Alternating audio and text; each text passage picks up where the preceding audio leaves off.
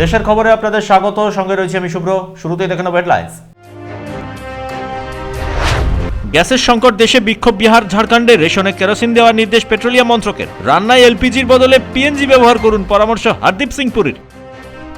জ্ঞানেশ কুমারের বিরুদ্ধে ইমপিচমেন্ট প্রস্তাব, ইন্ডিয়া জোটের সঙ্গে নির্দলরাও। সংসদে সমর্থন, রাহুল গান্ধীকে 3 সদস্যের কমিটি গড়ুন, দাবি সৌগত রায়। দেশে প্রথম মুখ্য নির্বাচন কমিশনারের বিরুদ্ধে অপসারণের নোটিশ।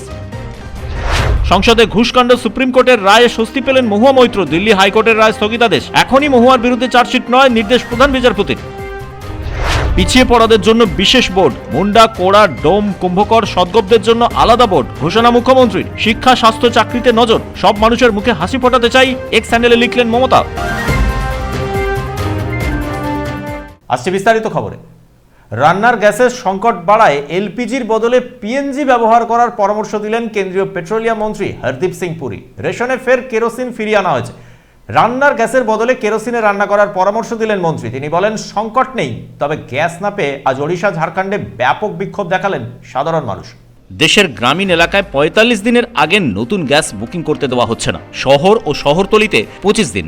পরিস্থিতি সামাল দেওয়ার জন্য রেশনে কেরোসিন ব্যবস্থা ফিরিয়ে আনলো কেন্দ্রীয় সরকার। কেন্দ্রের পেট্রোলিয়াম মন্ত্রী হরদীপ সিং পুরী বলেছেন, গ্যাসের কালোবাজারি রুখতে ব্যবস্থা নিচ্ছে কেন্দ্রীয় সরকার। তিনি বলেছেন, দেশের পরিস্থিতি সামাল দেওয়ার জন্য ইরানের প্রেসিডেন্ট মাসুদ পেজেশকিয়ানের সঙ্গে কথা বলেছেন প্রধানমন্ত্রী নরেন্দ্র মোদী। যদিও আজ আম আদমি পার্টির নেতা অরবিন্দ কেজরিওয়াল বলেন, ইরান কি নিশ্চিত করলো যে ভারতকে তারা তেল পাঠাবে? প্রধানমন্ত্রী নরেন্দ্র মোদী কি তা বলতে পারবেন? আজ সংসদে তেল সরবরাহ নিয়ে সরব হন রাহুল গান্ধী। প্রধানমন্ত্রী নরেন্দ্র মোদী আর পেট্রোলিয়াম মন্ত্রী হরদীপ সিং পুরীকে নিশানা করে তিনি বলেন, এপস্টিন কাণ্ড থেকে নিজেদের বাঁচানোর জন্য ইরানের সঙ্গে বন্ধুত্ব নষ্ট করেছে ভারত। কেন্দ্রীয় সরকার গ্যাসের যোগান রয়েছে বলে দাবি করলেও উড়িষ্যায় গ্যাসের জন্য লম্বা লাইনে দাঁড়িয়ে রয়েছেন মানুষ। স্থানীয় ডিস্ট্রিবিউটররা লিখে দিচ্ছেন, নো স্টক টুডে। ফলে আতঙ্ক তৈরি হয়েছে। ব্যুরো রিপোর্ট, পূবের কলম ডিজিটাল। ভারতের প্রধানমন্ত্রীকে গ্যাস পাঠাবেন ইরানের প্রেসিডেন্ট, প্রশ্ন তুললেন আম আদমি পার্টির সুপ্রিমো অরবিন্দ কেজরিওয়াল। সংসদে সরব হলেন রাহুল গান্ধী। তিনি বলেন, ইরানের সঙ্গে সম্পর্ক খারাপ হলে কি হয় তা বুঝতে পারছেন নরেন্দ্র মোদী।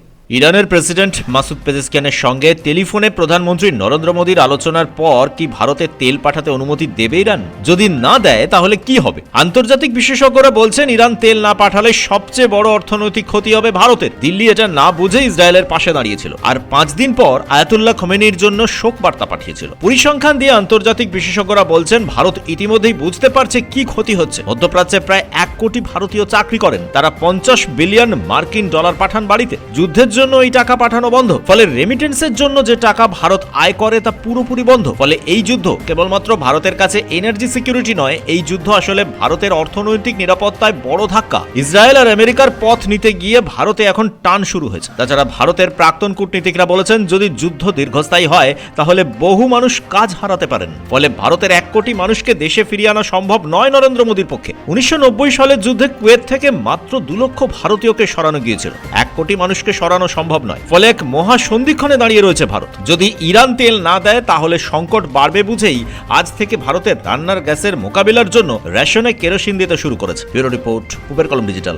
রান্নার গ্যাসের লাইনে দাঁড়িয়ে থেকে হৃদরোগে আক্রান্ত হলেন 66 বছরের এক বৃদ্ধ। পাঞ্জাবের বর্নালা জেলায় সেহনা গ্রামে সকাল 7টা থেকে লাইনে দাঁড়িয়েছিলেন তিনি।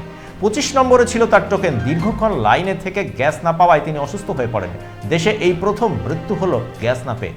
দেশের মুখ্য নির্বাচন কমিশনারের বিরুদ্ধে ইমপিচমেন্ট প্রস্তাব আনল বিরোধীরা। নির্দলরাও এই প্রস্তাবে সই করেছেন। এই প্রথম কোন কমিশনারের বিরুদ্ধে অপসারণের প্রস্তাব এলো। দেশের মুখ্য নির্বাচন কমিশনার জ্ঞানেশ কুমারের বিরুদ্ধে ইমপিচমেন্ট প্রস্তাব আনলো INDIA জোট। বিজেপি বিরোধী সব রাজনৈতিক দলের সাংসদরা সই করেছেন। এমনকি কয়েকজন নির্দল সাংসদ সই করেছেন জ্ঞানেশ কুমারের বিরুদ্ধে।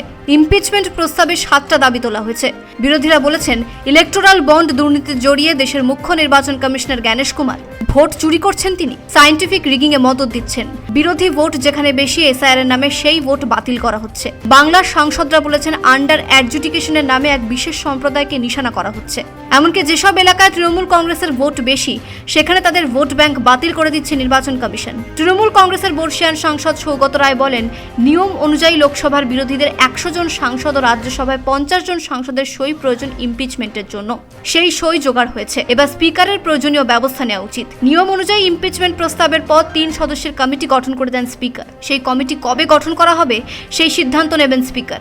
শওকত রায় বলেন, যেভাবে হাইকোর্ট সুপ্রিম কোর্টের বিচারপতিদের ইমপিচ করা হয় সেভাবেই মুখ্য নির্বাচন কমিশনারকে ইমপিচ করতে হবে। দেশে এই প্রথম কোনো মুখ্য নির্বাচন কমিশনারের বিরুদ্ধে ইমপিচমেন্ট প্রস্তাব এলো। এর আগে 24 জন কমিশনার ছিলেন, কারোর বিরুদ্ধে এ ধরনের প্রস্তাব আসেনি। মুখ্য নির্বাচন কমিশনার জ্ঞানেশ কুমার অবশ্যই নিয়ে মুখ খোলেননি, তবে তার উপর চাপ বাড়াতেই সিদ্ধান্ত নেওয়া হয়েছে বলেই দাবি করেছেন বিরোধীরা।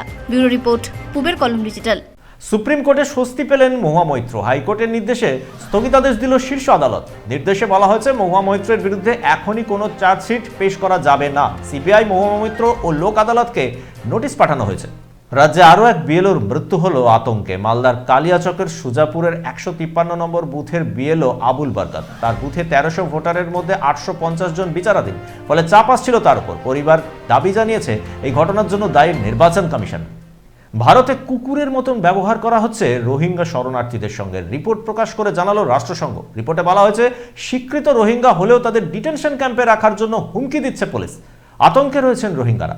দিল্লিতে কুকুরের মতন জীবনযাপন করছেন রোহিঙ্গারা। সম্প্রতি রাষ্ট্রসংঘ যে রিপোর্ট প্রকাশ করেছে সেখানে বলা হয়েছে ভারতে 40,000 নথিভুক্ত রোহিঙ্গা রয়েছেন। সুপ্রিম কোর্টে কেন্দ্রীয় সরকার যে তথ্য দিয়েছিল সেই তথ্যে বলা হয় রোহিঙ্গাদের ভালোভাবে রাখা হয়েছে, কিন্তু সাম্প্রতিক রিপোর্টে দেখা যাচ্ছে দিল্লির রোহিঙ্গাদের বলা হয়েছে তাদের ডিটেনশন ক্যাম্পে পাঠিয়ে দেওয়া হবে। দিল্লি পুলিশ তাদের হুমকি দিচ্ছে, অথচ তারা রাষ্ট্রসংঘ অনুমোদিত রোহিঙ্গা। দিল্লিতে তাদের আধার কার্ড, প্যান কার্ড দেওয়া হচ্ছে না, ফলে কোথাও তারা কাজ পাচ্ছেন না। দিল্লির শাহিনবাগে অনেকেই দোকান চালাচ্ছিলেন, সেই দোকান ভেঙে দেওয়া হয়েছে। একসময় যারা মাসে 10-15 হাজার টাকা আয় করতেন তাদের এখন কোনো আয় নেই, স্থায়ী ঠিকানাও নেই তাদের। এদেশে এসে গ্র্যাজুয়েট হওয়ার পরেও বহু সংস্থা তাদের চাকরি দিচ্ছে না, বরং পুলিশ এসে প্রায় হুমকি দিয়ে যাচ্ছে ডিটেনশন ক্যাম্পে রাখা হবে। এমনকি ব্যাংক অ্যাকাউন্ট খুলতে দেওয়া হচ্ছে না তাদের। বলা হয়েছে রিফিউজিদের কোনো ব্যাংক অ্যাকাউন্ট খুলতে দেওয়া হবে না। অথচ এই রোহিঙ্গারাই বলছেন তারা রাষ্ট্রসংঘের স্বীকৃত রিফিউজি। ভারতে যদি কোনো কাজ না দেওয়া হয় তাহলে তারা কোথায় যাবেন, এই চিন্তায় রয়েছেন তারা। ব্যুরো রিপোর্ট, পূবের কলম ডিজিটাল। দেশের খবর আজ এ পর্যন্তই। চোখ রাখুন পূবের কলম ডিজিটালে। আমাদের চ্যানেল সাবস্ক্রাইব করুন, অবশ্যই বেল আইকন প্রেস করতে ভুলবেন না।